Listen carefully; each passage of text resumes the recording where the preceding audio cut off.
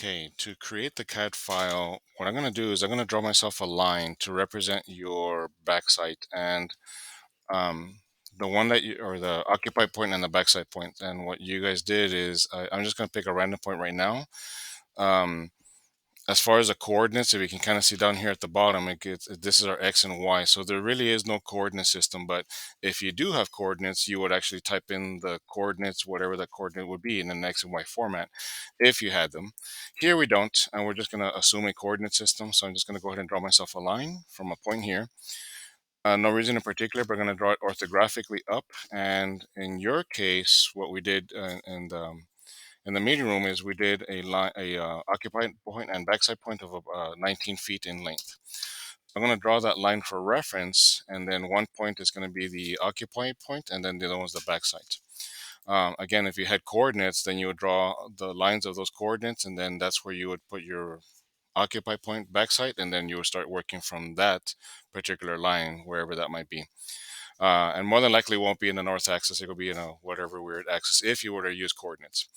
In this case, we don't have a coordinate system, so I'm just going to assume this is going to be on the y-axis. And then after I draw my line, I'm going to go and create points. And it brings up this dialog box. Usually it looks like this. I expanded it. That way I can, in case I need to make some changes. And as far as point creation right now, it's going to start with, I was trying to get to the numbering. Oh, there we go. Right now, it's going to start with point number 1. So that's fine. That works for me. So I'm going to start with point number 1, and then I'm going to go back over here to points and create points, but I'm going to do a manual point. So I'm going to go click manual point, and then I'm going to click here, and it just starts with point description. I'll just call it OCC for occupy. Enter, and then an elevation. At this point, we don't have an elevation. If you did, you can actually punch it in here. We're going to leave that at 0 for now, and that's our first point. And then the next point is going to be this one here, and that's going to be our backside or BS. Enter, and then the elevation, same thing. I don't have an elevation, so I'm going to leave that at 0. Enter. Okay. Right now, these points are pretty big, and I wish I can get it to default as far as the style, but it's kind of grayed out. I really want these styles right in here. I'm going to go to properties, and I'm going to change the point style to be, these are styles that have already been defined.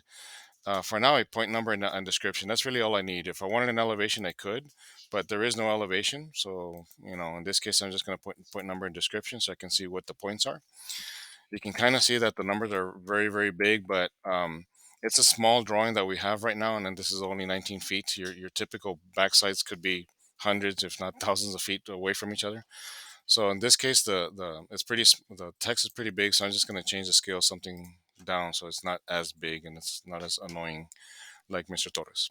So that's how we're going to put those points there. Okay, and um, as far as the point numbering and looking at your notes, you started with point number 20, which is actually your backside point, and you call that one point number 20. We could go to the properties and change the point number, or I wish we could, I guess not.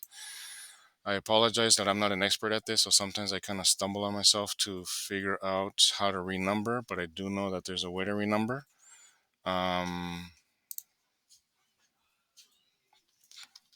Select renumber. And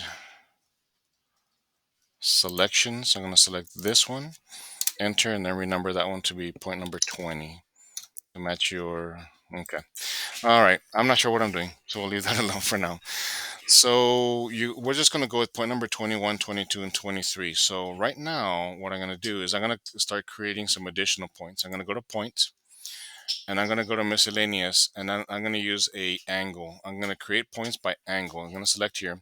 And I'm going to select the line, and you want to select it closer to where your occupying point is. And what's going to happen is going to draw like a little total station and a little rod. And that should be the representation of how you guys started your survey. And if you notice from here, everything is angles, and the angles are measured to the right. Right now it's 19 degrees and 27 degrees. And if I come over here, which is pretty much what you saw in the total station, it was 335, 336. Now, the only thing is the angle right now, since this is a default drawing and this is something we need to adjust, is the format of the angle. Right now it's in decimal degrees. The total station does put the units in degrees, minutes, and seconds. So I'm going to close this one. I kind of don't really need this anymore, but it's there if you need it to get to it in the future. As a matter of fact, let me do this and put this point number 21. That way it matches your notes. So I need to change the angle units to degrees, minutes, and seconds. To do that, I'm going to click on the tool space under settings. Drawing one is the name of the drawing that I'm working on right now. I'm going to right click and edit drawing settings. And I'm going to go to the ambient settings. If you're not there, ambient settings, and you're going to go to angle. And right now the format is in decimal.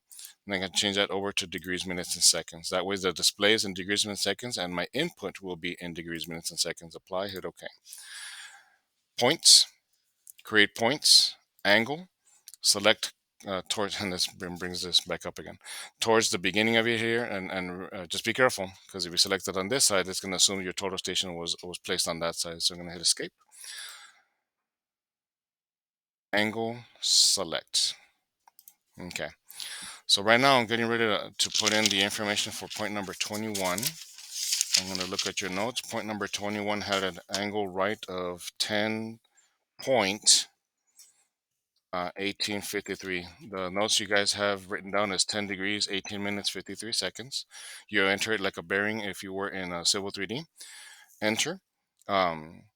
And then the distance for that one is going to be 23.83. No foot mark, just like you're doing a plat. Enter. And then the description of that one is ED number 1. So I'm going to put ED number 1. It's going to be your point description. And point elevation, no elevation. We'll leave it there.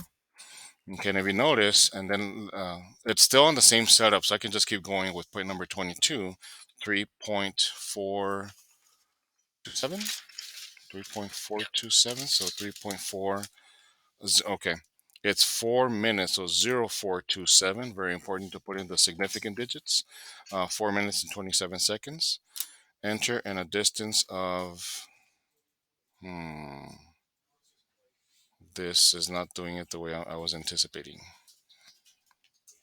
So I put it at, so we can't do that. So this one, I need to go to properties again and change that to be number description. So I didn't realize I'm going to have to do that, but I guess every single time I'm going to have to do an angle from this setup. Wow, that's going to be a little tedious. 3.0427, enter. A distance of 2342, enter. And then that is ED number 2. Number 2, enter, no elevation. There's that one. And then it looks like we're going to have to go and do that every single time, unfortunately. Select here, unless you guys can find out how to do it otherwise. Point number 24, 349, point 1217, 51? Yeah, 1251. 51. Enter, a distance of 21.665. Enter. And then that one is EG desk. EG DSK. And then enter, and then no elevation. There we go. And unfortunately, it keeps doing that. After a while, you can probably do a window of the whole thing, go to properties.